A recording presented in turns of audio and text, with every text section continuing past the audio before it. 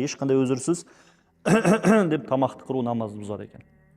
Ешқандай тамағыңыз қаралып тұрған жоқ, қышып тұрған жоқ, мысалы. Жайдан жай десеңіз намаз бұзылады екен. Себебі деген әріп қой. Әріптер шығып жатыр да сіздің аузыңыздан. Екі әріп шықса болды, намаз бұзылады. Екі әріп. Сондықтан айтып отыр, уф деген кезде қанша әріп шығып кетті да? Ден қанша шығып кетті да? Уаланин немесе деп айту. Деп айтса болды. Екі әріп. Әмин намаз бұзылды. Немесе десеңіз намаз бұзылады. Әл-кәлимату сөз сөйлеп қойсаңыз. Уалау сахуан тіпті намазда екеніңізді ұмытып сөйлеп қойсаңыз да. Басқа сөз айтып жібердіңіз да намазда тұрып. Ұмытып кеттіңіз намазда екеніңізді. Намаз бұзылады. Ау хатаан немесе қателесіп айтып қойсаңыз да. Ұмытып деген, яғни сіз намазда екеніңізді ұмытып кеттіңіз да сөйлеп қойдыңыз. Намаз бұзылды. Қателесіп деген мағынасы, ей адамдар деген аят бар ғой мысалға. Я юханнас деген. Сол аятты ей Зайд немесе ей Серік, ей Берік деп айтып жібердіңіз да. Мысалға намаз бұзылады екен. Намазда тұрған уақытта көп қозғалу не істейді? Намазды бұзады деп жатыр да. Ол қатарынан 3 қимыл жасау. Бізде Ханафи мазхабында. Қатарынан 3 рет қимылдасаңыз болды. Намазыңыз бұзылады. Мысалға 1 рет, 2 рет, 3 рет қасыдыңыз да міне. Намаз бұзылды. Қатарынан істейтін болсаңыз. Кеудеңіз қыбладан шығып кетсе болды. Намаз бұзылады екен. Ва аклу шей мин харижи фамихи. Сырттан қандай да бір нәрсе жеп қойсаңыз намазды бұзады екен. Кез келген нәрсе болсын. Кез келген нәрсені жұтып қойсаңыз, сырттан, ауыздың сырттан, ол үлкен болсын, кішкентай болсын, айырмашылық жоқ. Жұтып қойсаңыз болды, жеп қойсаңыз болды, намаз бұзылады деп жатыр. Сондықтан бауырлар дәрет алған уақытта сақ болыңыздар. Кейде мысалы дәрет алып келесіз ғой, тез намазға асық. Сіз сүрдінбейсіз да. Келесіз Аллаху акбар деп намаз тұрып қаласыз. Сол кезде елінің барлығы су болып тұрады. Осы суды жұтуға болмайды. Намаздың ішіне тұрған. Жұтып қойсаңыз намаз бұзылады. Содан абай болыңыздар, Сондықтан ең болмағанда бүйтіп неңізді аузы жақтарды бүйтіп сүртіп қоясыз да сақтық ретінде. Одан кейін енді сырттан кіретін нәрсе размеріне қарамаймыз, көлеміне. Кез келген нәрсе үлкен болсын, кішкентай болсын, сұйық болсын, қою болсын, кез келген нәрсе бұзады екен. Ал енді сіз намазға тұрмай тұрып тісіңіздің арасында бір нәрсе тұрып қалса, соны намаздың ішінде жұтып қойсаңыз, онда біз қараймыз. Ноқаттың көлеміндей болса намаз бұзылады екен. Ноқат деген палау пісірген уақытта сол палауға салатын бұршақ тектес дәнек қой. Дәнді дақыл деп айта ма, не деп айтады? Білесіздер ғой? Соның көлемі ноқат. Сондай болса намаз бұзылады.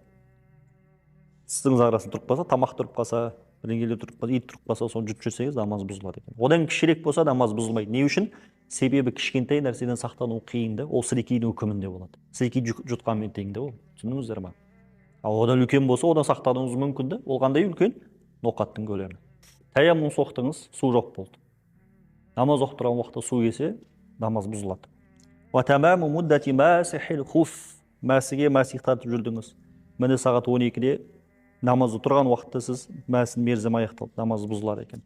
Ва назаху, намаздың ішінде тұрып, ақырын ғана бүйтіп, бір амалмен ғана мәсін шешіп жіберсеңіз, намаз бұзылады деп жатыр. Әйел адам қасыңызға бір намазда тұрып қалса, екеуіңіз оқып тұрған намаз бір. Не имамның артында тұрса екеуіңіз бірге, немесе сіз имам болып тұрсыз, бірақ қасыңызда тұрды, екеуіңіз бірге оқып тұрсыз. Рүку сәждесі бар намаз. 5 уақыт намазда, жаназада тұрып қалсаңыз, намаз бұзылмайды. Енді қараңыз мынандай мәселе.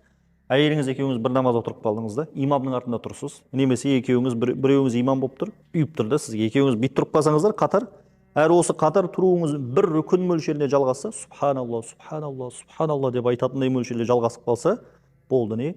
Намаз бұзылады деп жатыр. Қарасаңыз, бұл жерде біз рүку сәждесі бар намаз деп айтып жатырмыз.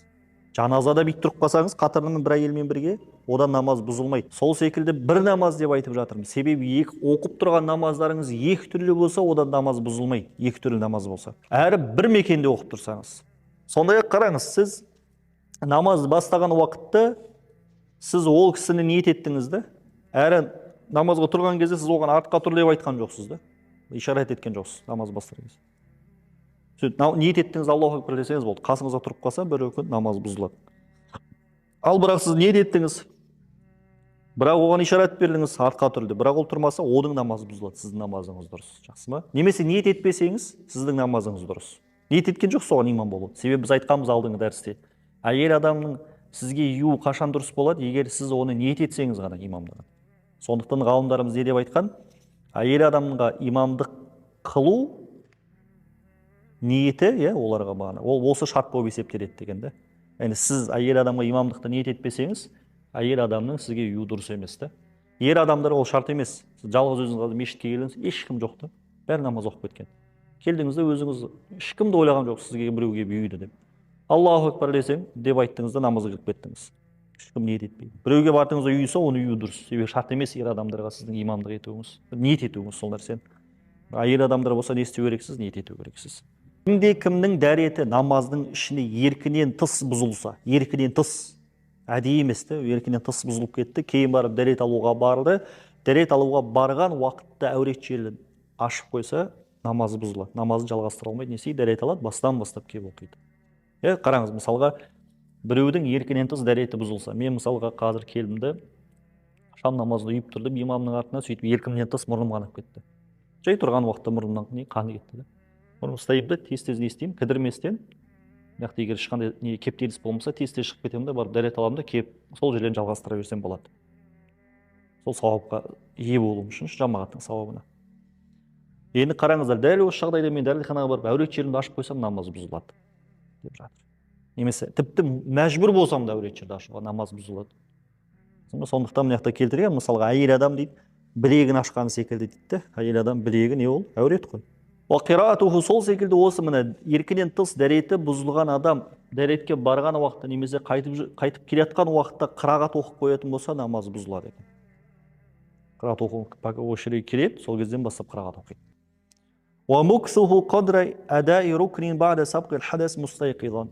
Кейін біз айттық, кідірместен кетіп қалу керек деп айттық. Деу үшін себебі дәреті бұзылғаннан кейін ешқандай өзірсіз бір орында тұрып қалса, бір рүкін мөлшерінде. Ол намаз бұзылады, жалғастыра алмайды, не істейді, дәрет алып келіп бастан бастап оқиды. Вартифау букаихи мин важа, немесе қандай да бір денеңіздің бір жері ауырып, не істесеңіз, жыласаңыз, содан даусыңызды көтеріп, намаз бұзылады деп жатыр. Даусын көтеріп жылайды ғой енді адам. Немесе қандай да бір қасірет, басына бір сынақ келген себепті жыласа, даусын көтеріп, намаз бұзылады екен. Бірақ қараңыздар, жәннат тозақты еске алғаннан жыласа, намаз бұзылмайды деп жатыр. Не үшін? Себебі қараңыз, жәннатты еске алған уақытта, тозақты еске алған уақытта, ол неде білдіреді? Сіздің хушуыңыз, сіздің ықыласыңыз, сіздің Құдайдан қорқу деген нәрсеңіз көтерілді деген сөз да, деңгей. Ол соны білдіреді. Сондықтан бұның барлығы неден болып тұр? Сіздің ықыласыңыздан, сіздің намазда деген бағана Құдайдың алдында деген бой ұсынуыңыздан болып тұр да. Сол себепті одан жылайтын болсаңыз, дауыс көтеріп жыласаңыз да, одан намаз бұзылмайды.